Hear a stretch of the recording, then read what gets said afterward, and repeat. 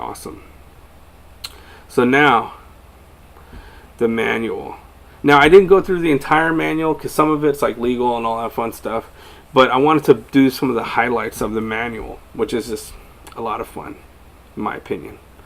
And maybe I'll move myself over here. Okay, cool. So, or maybe I'll just like move myself out of the way of this too. So the Contra manual, right? And I found this one online. It looks like somebody spilled some coffee on it or something like that.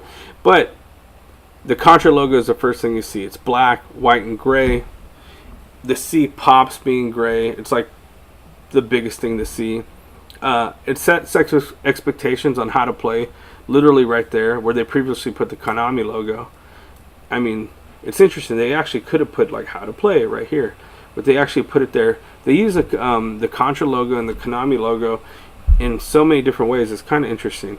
And then what this whole play is designed to do is build anticipation to see what's inside, right? Then the Konami logo is bold, fully readable, right? So let's go. So now let's check it out. Man, I remember looking at this all the time. So the word congratulations right here, this makes you feel like you won something. Like straight up congratulations, bro. Congratulations. You now own the authentic Konami home version of Contra, one of Konami's many original arcade hits. We suggest that you read this instruction manual thoroughly before playing the game. Man, okay, so the image, let's talk about that, because this is like super like in your face. This black and white feels like a newspaper. It's so important that even the page number is in an odd spot. Do you see that? Look at that 3. They didn't put it right there. It's right here. You'll see why. The other numbers are in that spot. And you're reminded that you're going to be the hero that destroys aliens and shoots big guns. Next problem, right? The description points to the authenticity of your purchase and casts a vision of many more arcade hits to continue your collection. So they built in a little bit of sales in here. The table of contents is how to play. Of course, that's like anticipation and knowledge, right? Who you will control. This is like the excitement, the heroes. How you will control them, right here. Boom, right? This is like your secret to power. Reminder of the enemy. Hey, remember, Red Falcon. This is gets you alert. Maybe even builds a little anxiety, right? But don't worry, because power-ups, right? Don't worry. You even you have more power than you even thought before, because now you have power-ups, right? And then how to take care of your purchase, which I actually didn't cover at all. I didn't really cover the power-ups either, because they're kind of like, you know, wings with... Anyway, we'll get into it. It'll be a lot of fun. So now we jump into basically kind of like the story, right? So only the strong survive. So this story right here is doing a few things that I don't know if many people are aware of, but let's just check it out. So in 1957, right, a large object from outer space crashed into Earth's Amazon basin near ruins of the lost Mayan civilization, right? Scientists worldwide heralded the incident as a trivial cosmic occurrence, and thus the collision was soon forgotten. Okay, so check it out. They're doing something really interesting. So my 10-year-old brain would be like, wow, they start off with a specific date, right? It makes the story feel factual, right? Then follow-up reinforces it. This could be real. So like this narrative I'm building up inside, where I'm like going to take on the entire, you know, world and stuff like that. This feels like it could be real now, right? Now, 30 years later, rumors of an evil force have swept into the Pentagon's front office, and tales from frightened villagers of a hideous being with an army of alien henchmen are sending chills down the spines of top military brass. So we disregard specifics. If the military is scared, this must be real. So now they're basically finding people that I've already validated as powerful, right? Like these military brass are powerful. If they're scared, I should be scared. Good stuff. Okay, now, unwilling to upset current political stability, an all-out assault on the region has been over overruled, and instead, only two of America's most cunning, courageous, and ruthless soldiers from the Special Forces Elite Commando Squad have been selected to seek out and destroy these aliens. First, just want to call this out. I want a shirt that says Special Forces Elite Commando Squad, because that's awesome. Anyway, I digress. So, congratulations, pal. You're one of the chosen. But before you take pride in being the best, be warned. Okay, so now what they're doing is adding a little bit of urgency, right? The unwilling to upset current political stability. So we need to act fast. The world is going to go nuts if we have to attack with a huge army. So let's handle this with a couple of hardcore commandos. And yeah, I've been chosen, right? But here, let's see what happens. You're about to come face to face with Red Falcon, right? The cruelest life form in the galaxy. He arrived on Earth 30 years ago. That's 6 months' time in an alien's life. What an interesting fact to know. That 30 years is just like 6 months to this alien. That's how hardcore he is. Okay, anyway. To establish a foothold from which he will attempt to conquer our world and then use it as a stepping stone toward his ultimate fiendish goal, which is basically domination of the entire universe. That's what's at stake. The entire universe. So the enemy is basically straight up evil, right? Needless to say, playing hero won't be easy. Oh, little jab at the ego, huh? Little jab right there. But you have no choice. No, I don't.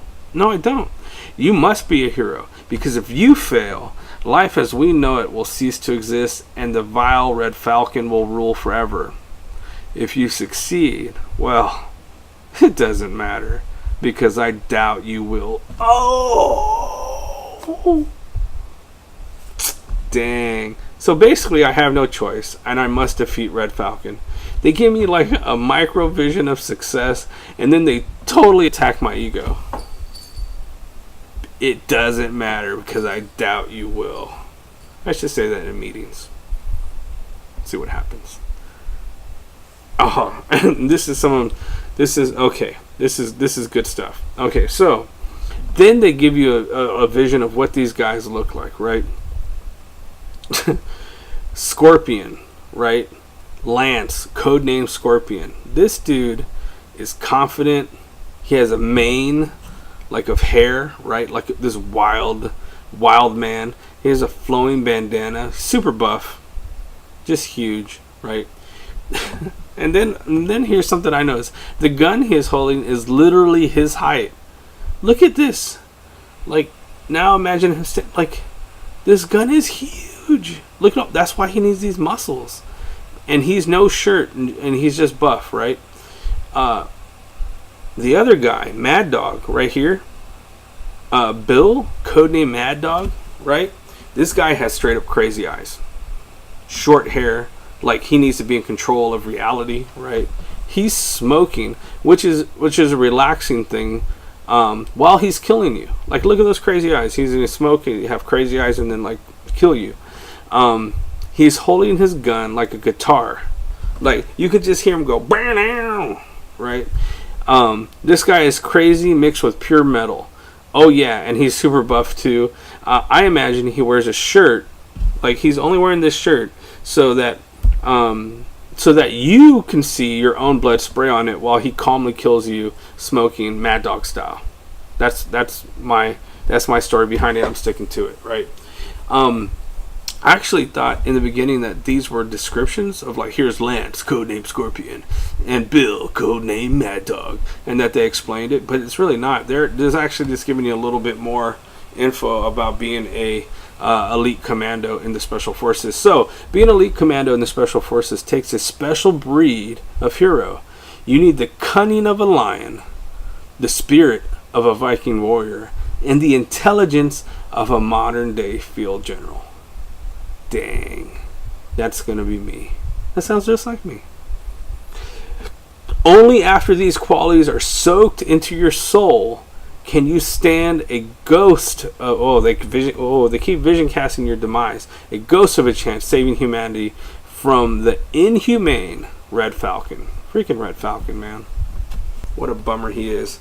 But yeah, Lance, codename Scorpion, and Bill, codename Mad Dog. Oh, this is actually one of the best pages in the manual, in my opinion. Here, let me move this. Okay, so this makes me think, like, anytime I ever want to do a game design, I basically should just like put the entire design on like a 4x6 like postcard and like do it just like this. In fact, for this game, I'm gonna actually try that. Like, I know the drawings and stuff aren't like super detailed, but you get the idea. Anyway, so this next page, page 8, it gives you the vision of the entire game, right? And here's actually something I never caught before. The entire thing is anchored in red, like the Red Falcon stronghold that you must destroy, right? Like, they're keeping the narrative going. It's a snapshot of the pain and trouble you will have to overcome, and you go from like jungle to tech, waterfall to tech, snowfields to tech, and then you go to the first time you actually see the horror of Red Falcon. Like, even if this wasn't Red Falcon, like they're basically saying, like, look at this, look how small you are, right? Look how small you're fighting stuff, small. Like, I don't even know if you would know that that's a waterfall, but you're small. Everything that you're fighting is like man-made up until this point. Like, this is the first time you basically see like basically a huge Willow style dragon face alien monster, right? And the story weaves you in and out of the action, which is only matched by the harsh environment. So if you read the words in here, it said, like, let's take the snowfield. So the Red Falcon is beginning to worry about your progress and has turned rainforest into treacherous ice fields. So this used to be a rainforest, but he's so straight up evil that he turned it into treacherous ice fields. So if you don't freeze to death or get blasted by an array of alien forces, you may survive, right? That's totally an option. But that's crazy. Like, this is how evil Red Falcon is. He could actually transform a rainforest into a snowfield, right? Let's look at another one. Some of them get a little playful, right? So the waterfall is just a hop, skip, and a jump upward until you reach base 2. Oh snap! You're saying I should look here. Naturally, aliens surround your every move, but you must reach the diamond-shaped detection sensor and blow it up to inch closer toward Red Falcon. They're basically saying it's going to be a minute, right? So this is a really awesome example of like a really, really, like, basically a high concept for your whole game. Look at that. All on a manual. That's so awesome. Such a good idea. Anyway.